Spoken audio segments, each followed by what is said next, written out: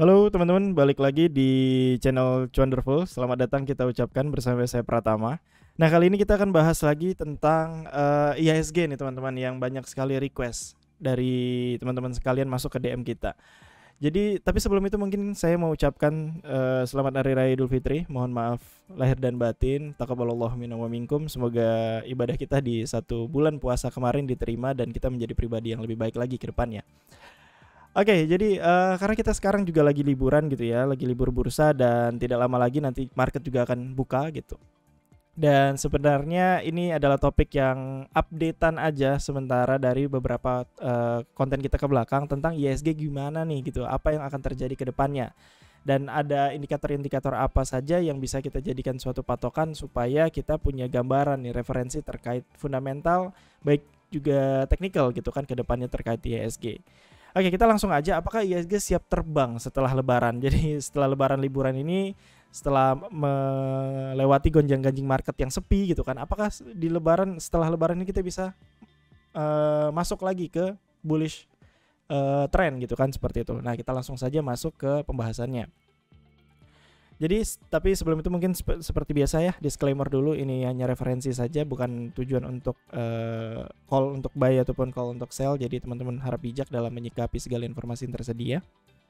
Nah, jadi sebenarnya posisi IHSG sebenarnya sampai video ini dibuat itu sebenarnya cenderung sideways semenjak video yang kita buat pada market update lalu gitu ya teman-teman. Dan volume perdagangan pun cenderung sepi.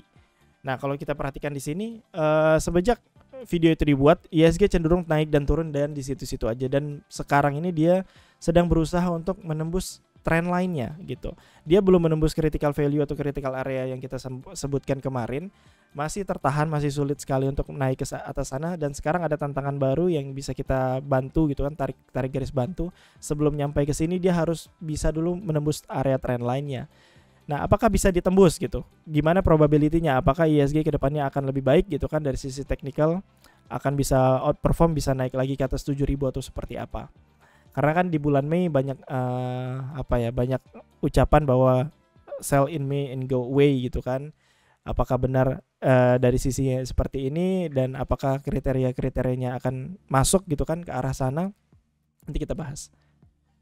Nah, makanya kita ini menjadi topik kita. Jadi gimana nih setelah kita libur Lebaran? Apakah IHSG masih ada potensi untuk naik atau tidak?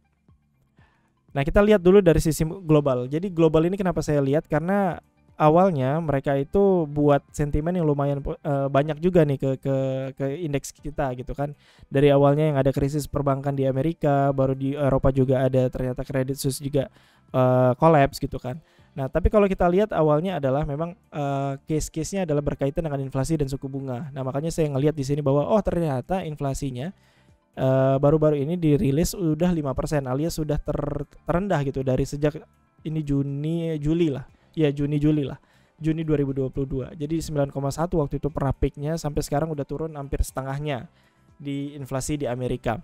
Alhasil juga kita ngelihat suku bunga pun membuka peluang terjadi stabilnya suku bunga. Jadi karena suku bunga ini naik karena inflasi meningkat pada saat itu dan terjadi penurunan seperti ini, dan kita melihat adanya potensi kestabilan suku bunga. Jadi mungkin The Fed tidak masif lagi dalam menaikkan suku bunga gitu ya dari sisi Amerika.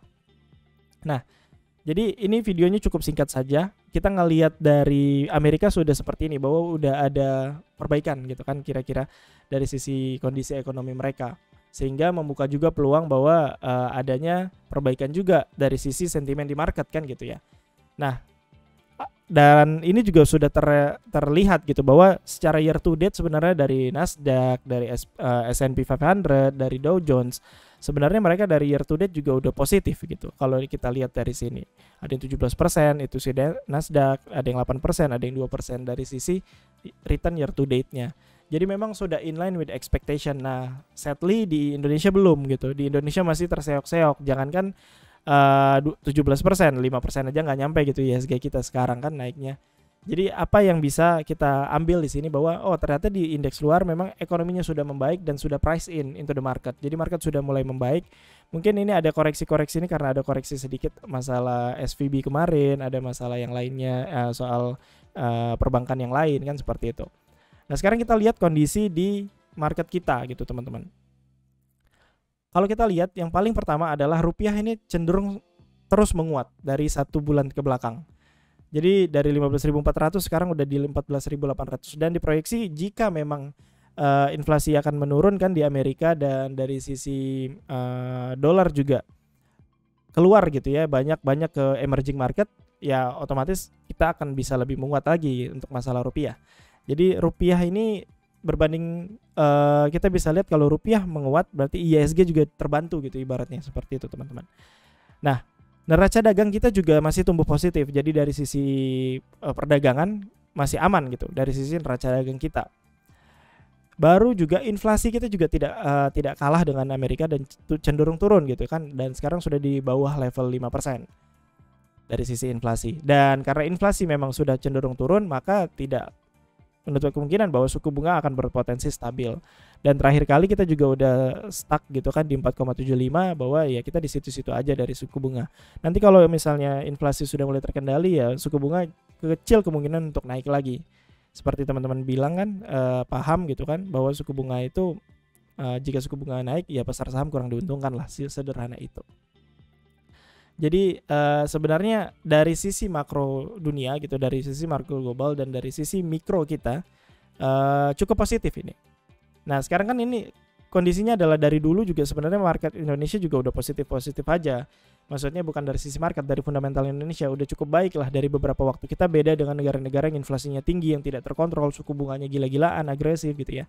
Nah sekarang di Indonesia ini dari fundamental sekarang sampai detik ini masih oke gitu kan, masih baik.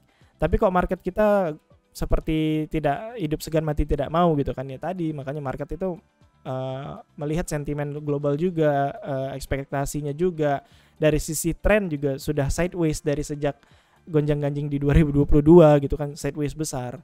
Nah sekarang kita lihat kondisinya beberapa waktu ke belakang. Jadi karena kita mau cari pendapat kita untuk setelah lebaran nih gimana IHSG, maka kita tinggal lihat nih 1 bulan ke belakang apa yang terjadi di indeks kita.